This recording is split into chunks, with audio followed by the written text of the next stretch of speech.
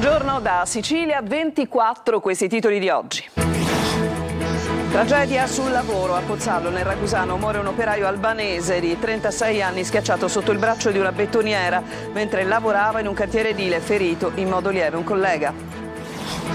Catania, un bracciante marocchino costretto a lavorare 14 ore nelle campagne di Ramacca, umiliato e sottopagato meno di 2 euro l'ora. Arrestate 3 persone. Ieri ultimo giorno di interrogatori nell'inchiesta sul Comitato d'Affari della Sanità siciliana. Davanti al GIP l'audizione dello storico collaboratore di Totò Cuffaro, Vito Raso, che all'uscita dice accuse infamanti. Catania, viaggiava con 35 kg di cocaina in auto, un arresto, la droga avrebbe fruttato 7 milioni di euro. Nuovo stop della Corte dei Conti al Ponte sullo Stretto, no al visto del terzo atto aggiuntivo della Commissione per l'infrastruttura. Calcio, il Catania, gli interrogativi aperti della partita di Casarano, prestazione da non ripetere anche se l'errore dell'arbitro ha inciso almeno sul risultato.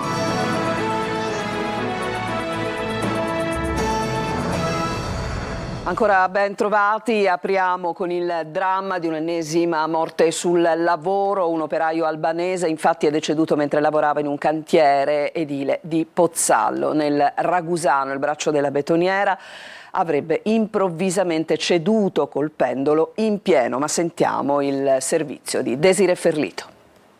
Il forte rumore, poi le urla dei colleghi. Ennesima tragedia sul lavoro a Pozzallo. A perdere la vita un 36enne albanese morto in un cantiere edile sul corso Vittorio Veneto. Secondo le prime ricostruzioni, a uccidere l'operaio sarebbe stato il cedimento improvviso dell'attrezzatura utilizzata per il getto del calcestruzzo. Il braccio della betoniera, impiegata per il lavoro sul solaio del fabbricato in costruzione, avrebbe ceduto di colpo, colpendo violentemente l'operaio mentre si trovava in quota. L'episodio ha fatto scattare immediatamente l'allarme, con l'intervento di 2 ambulanze del 118 che hanno prestato i primi soccorsi. Le condizioni dell'uomo trasportato d'urgenza all'ospedale Maggiore Baglieri di Modica sono apparse da subito gravissime.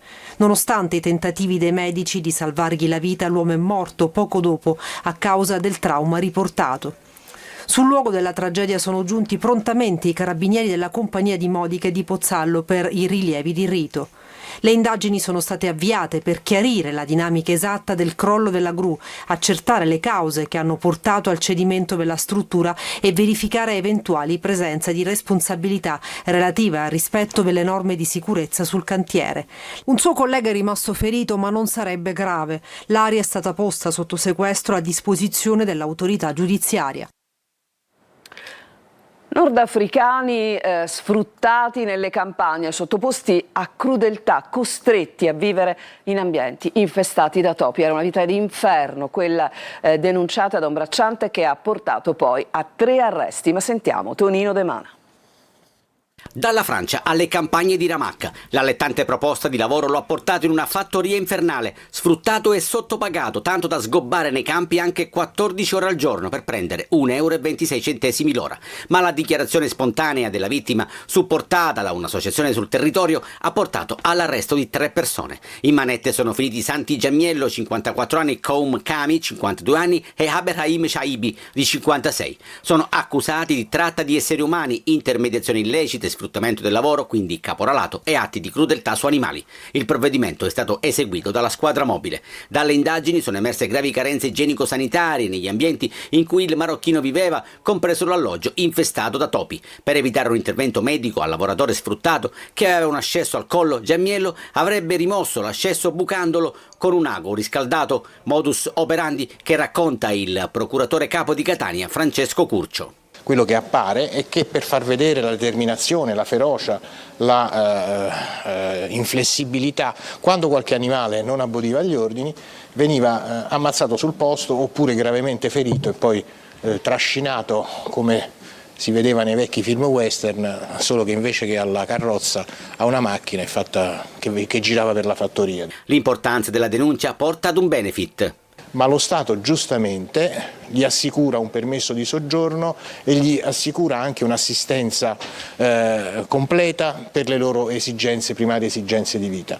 Quindi denunciare non solo è un fatto, diciamo, di giustizia, è un fatto che impedisce che altri divengano vittime. A Giammiello è stata contestata l'aggravante di avere adoperato violenze e minacce in diretta, facendo assistere il lavoratore all'abbattimento di alcuni cani con arma da fuoco perché non gli avevano obbedito. Ieri ultimo giorno di interrogatori nell'ambito dell'inchiesta sul Comitato d'Affari per la sanità siciliana. Davanti al GIP l'audizione dello storico segretario di Totò Cuffaro, Vito Raso. Sentiamo. Si sono conclusi oggi davanti al GIP di Palermo nell'ambito dell'inchiesta sugli appalti pilotati gli interrogatori preventivi dei 18 indagati. L'ultimo ad essere ascoltato dal giudice è stato Vito Raso, storico collaboratore dell'ex presidente della regione siciliana Salvatore Cuffaro, per il quale la procura ha chiesto gli arresti domiciliari. Ho risposto a tutte le domande. Un'accusa che non sta niente, molto infamante, un mucchio di carte che non c'è. Dopo l'audizione odierna il giudice dovrà decidere sulla richiesta di arresti domiciliari avanzata dalla procura per i 18 indagati accusati di corruzione, turbativa d'asta e associazione a delinquere. Secondo l'accusa, Raso avrebbe garantito a Cuffaro un canale diretto su bandi, concorsi e nomine, trasformando l'ufficio dell'assessorato alla famiglia in un luogo di riunioni per curare, secondo i PM, gli interessi politici. A Palermo un giovane di 20 anni è stato bloccato con il taser dagli agenti di polizia di Partinico e arrestato con l'accusa di minacce, resistenza, danneggiamento e violazione di domicilio. Il giovane ha fatto irruzione in casa del nonno nel quartiere popolare del paese dopo che aveva saputo che il nonno stesso avrebbe abusato della sorellina di 12 anni. Sarebbe stata la bambina a confidarsi e avrebbe raccontato quanto successo a un altro familiare. Al momento dell'irruzione la ragazzina si trovava proprio in casa con il nonno di 70 anni. Il ventenne avrebbe sfondato la porta e puntato contro il nonno una pistola giocattolo modificata. Il tappo rosso era stato colorato di nero, rendendola simile a un'arma reale. Sono così scattate le indagini anche sull'anziano. La polizia sta cercando di verificare le accuse mosse dal nipote. I finanzieri del Comando Provinciale di Catania hanno arrestato un soggetto che trasportava a bordo di un'autovettura 35 kg di cocaina. I militari hanno controllato, intimando l'alta all'imbocco della tangenziale di Catania, nella zona del casello autostradale di San Gregorio, il conducente di origine romana che è apparso da subito nervoso e ha fornito informazioni sui motivi del viaggio in Sicilia che hanno insospettito i finanzieri, tanto da indurli a effettuare una perquisizione. Così sono stati trovati panetti di cocaina abilmente occultati all'interno di 2 borsoni contenenti gli effetti personali del conducente. La droga, qualora immessa in commercio, avrebbe fruttato proventi illeciti per oltre 7 milioni di euro. Arriva un altro no dalla Corte dei Conti sul ponte sullo Stretto, questa volta è sulla legittimità dell'atto aggiuntivo che regola i rapporti tra MIT e la Stretto di Messina, che ha convocato un consiglio d'amministrazione per la prossima settimana. Francesco Triolo. Arriva un nuovo parere negativo da parte della Corte dei Conti che non ha ammesso al visto il terzo atto aggiuntivo della convenzione tra il Ministero dei Trasporti e la società Stretto di Messina che regola i rapporti tra la stessa società in quanto concessionaria delle opere per il ponte sullo Stretto e il MIT come amministrazione concedente e vigilante. Ad annunciarlo la stessa magistratura contabile in una nota, precisando che le motivazioni in corso di stesura saranno rese note entro 30 giorni con un'apposita deliberazione. L'atto aggiuntivo in questione è strettamente interconnesso con la delibera di agosto del CIPES che riguardava l'assegnazione delle risorse e l'approvazione del progetto esecutivo del ponte sullo Stretto e alla quale la Corte dei Conti aveva già negato il visto di legittimità fino a ottobre scorso. Il presidente della Stretto di Messina, Giuseppe Recchi, ha sottolineato che non può considerarsi un atto nuovo in quanto gli argomenti trattati sono strettamente collegati. La Stretto di Messina ha convocato un consiglio di amministrazione per il 25 novembre per esaminare la situazione in attesa delle motivazioni della Corte dei Conti. Cambiano le regole per le nomine dei manager della sanità. È stato l'argomento principale del vertice di maggioranza tenuto a Palazzo dei Normanni. I partiti del centrodestra hanno affrontato anche la suddivisione di un tesoretto da 200 milioni in legge di stabilità. Manlio Viola. Svolta per le nomine in sanità in Sicilia. Nasce una commissione di saggi che indicherà le terzine dei migliori per ogni posto e solo dopo interverrà la politica. È stato il tema principale del primo vertice di maggioranza del centrodestra in Sicilia senza la Democrazia Cristiana, tenuto oggi nelle stanze del governo all'Ars. Le nomine non si faranno più negli elenchi degli idonei come fu per la riforma Razza-Musumeci. Una nuova riforma prevederà un'alta commissione composta da 3 membri, uno di nomina del Presidente della Regione, uno della Genas, l'agenzia del Ministero per la Salute, e un terzo di nomina della Conferenza dei Rettori. La commissione indicherà le terne di migliori candidati per ogni posto e poi la politica farà le nomine sulla base dei 3 finalisti. Il vertice al quale erano presenti tutti i partiti si è svolto in 2 tempi. Al mattino le questioni prettamente politiche trattate con la presidenza del Presidente della Regione Renato Schifani e la presenza del Presidente dell'Ars Gaetano Galvagno. Poi nel pomeriggio le questioni tecnico-finanziarie con l'assessore Alessandro Dagnino. Rientrati anche i dissapori con l'assessorato all'agricoltura che ha annunciato una nuova circolare per la stabilizzazione dei precari dei consorzi di bonifica al centro di uno scontro nel weekend con il Movimento per l'Autonomia. Nel pomeriggio sul tavolo i circa 200 milioni di euro di tesoretto da utilizzare con la presentazione delle proposte dei partiti. Per quel che riguarda gli interventi territoriali, quelli tacciati di essere mancette, potranno essere proposti soltanto interventi infrastrutturali gestiti da enti locali o enti ecclesiastici. Infine via libera all'aumento delle ore dei braccianti forestali e sul piatto anche aumenti delle ore di lavoro per ex precari stabilizzati come gli ex PIP, ma su questo e su altro saranno necessari approfondimenti tecnici da parte degli uffici del bilancio. E hanno giurato ieri 4 nuovi assessori della Giunta Comunale di Catania. Il sindaco trentino smorza le polemiche e parla di normale rotazione. Luca Ciliberti.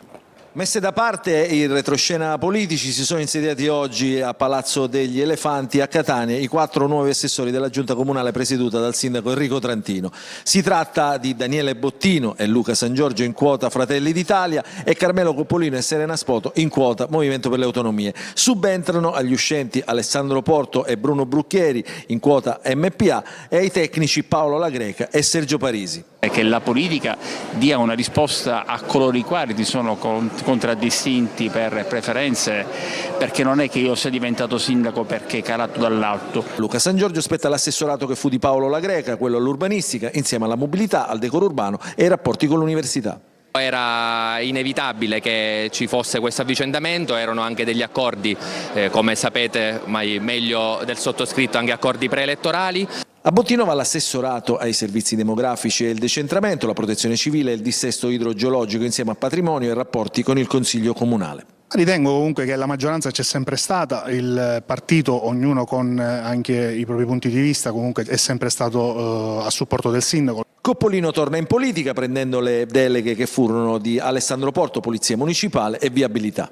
E per me è un onore poter rappresentare la città, contribuire alla crescita di tutta la città metropolitana di Catania e di far parte di questa giunta. Infine Serena Spoto occuperà il ruolo dei servizi sociali, dell'inclusione sociale e della famiglia, deleghe che furono del suo predecessore Bruno Brucchieri, che tornerà in Consiglio Comunale da consigliere semplice. Sì, dovrei lasciare lo scranno a Brucchieri, ci sono dei tempi tecnici da rispettare, ovviamente, anche perché, come voi sapete, domani ci sarà Consiglio Comunale, quindi per non bloccare i lavori del Consiglio ovviamente ci saranno dei tempi tecnici da rispettare. Adesso ci fermiamo, c'è una pausa, torniamo tra poco, andremo alla scuola di 3 mestieri Etneo, dove ieri tanta paura si è appunto avuto per una crepa nell'asfalto. A tra poco.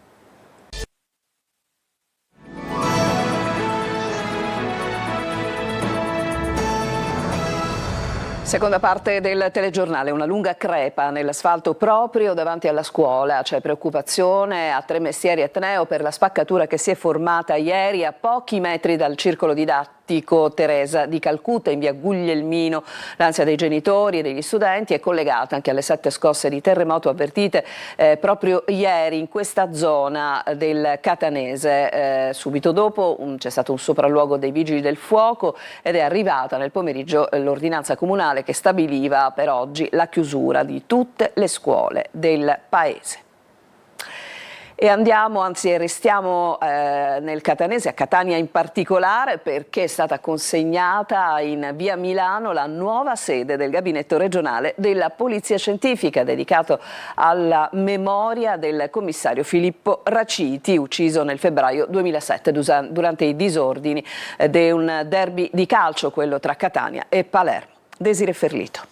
Ci sarà anche un polo per le ricostruzioni tridimensionali della scena del crimine nella nuova struttura della Polizia Scientifica inaugurata oggi in via Milano a Catania.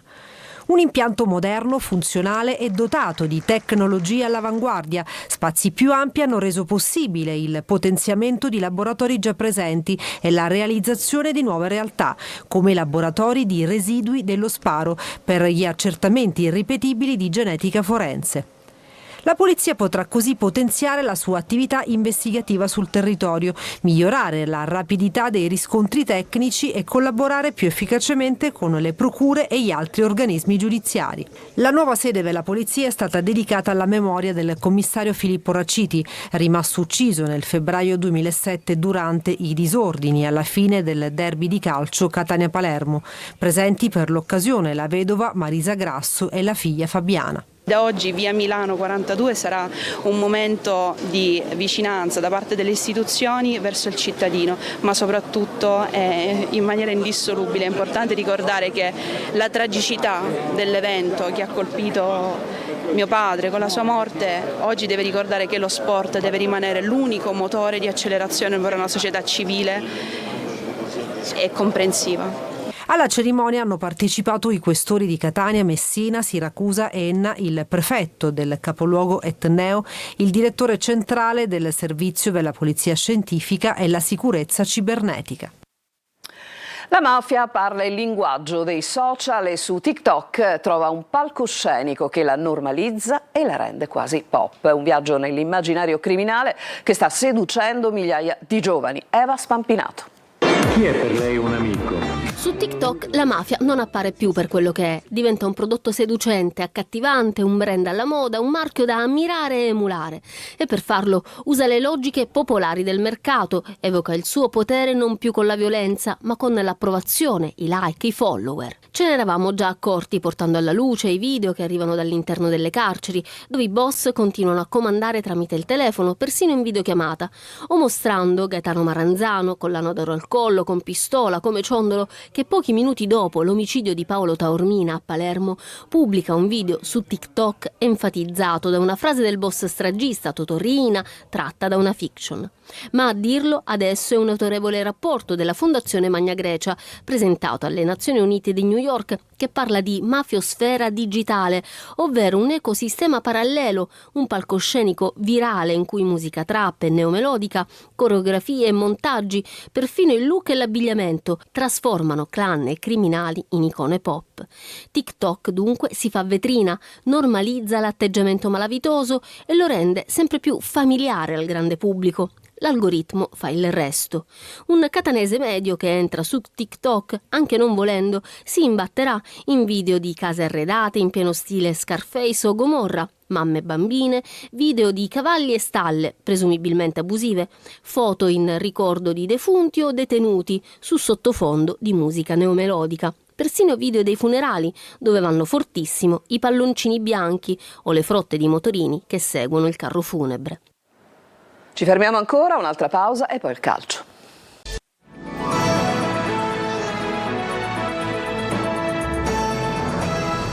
Siamo al calcio, il Catania, gli interrogativi aperti dopo la partita di Casarano, prestazione da non ripetere anche se l'errore dell'arbitro ha inciso almeno sul risultato. Intanto arriva il presidente Pelligra, Marco Carli. Catania, le analisi dopo la partita di Casarano. Una gara persa che ha posto fine a una serie utile di 9 match che era valsa il primato. Una sconfitta non può modificare le convinzioni e le idee, ma di certo alcuni interrogativi emergono. Intanto arriva Pelligra, presenza fondamentale per lo sviluppo delle azioni legate a Torre del Grifo e sicuramente anche una spinta in più per i giocatori in vista del prossimo match interno. Il presidente resterà una settimana. Per tornare agli interrogativi. L'attaccante di riferimento, Caturano, che nel primo tempo non riceve palloni perché alla ricerca della forma migliore o forse anche, in minima parte, perché ancora la squadra non riesce ad attivarlo. E in attacco questa volta, cambiando tutto nella ripresa, la situazione non si è modificata, i subentrati non hanno inciso. Il sistema di gioco poi è una prerogativa, ma al momento sembra che in partita non ci sia alternativa, come dimostra la posizione di Stoppa quando è entrato, più un quarto di centrocampo che un giocatore offensivo. Quando poi il Catania incontra una squadra chiusa che gioca con il baricentro più basso, fatica. Era già successo con l'Altamura fino al gol di Di Gennaro, è capitato a Casarano. Interrogativi possibili, ma resta anche la decisione dell'arbitro, un rigore netto che non è stato fischiato. Succede di giocare male una partita e di salvare il risultato, magari appunto con un rigore che, nel caso specifico, avrebbe anche potuto aprire il campo a un altro match, forse spazzandoli via gli interrogativi. Con Latina sarà una partita simile. Imparare da certi risultati e dalle prestazioni negative è la chiave per tornare a marciare e a vincere al netto degli errori altrui. Con questo servizio si chiude Sicilia 24, vi ricordo il prossimo appuntamento alle 14, vi lascio adesso Emanuela Corsi con la rassegna stampa, a tutti una buona giornata.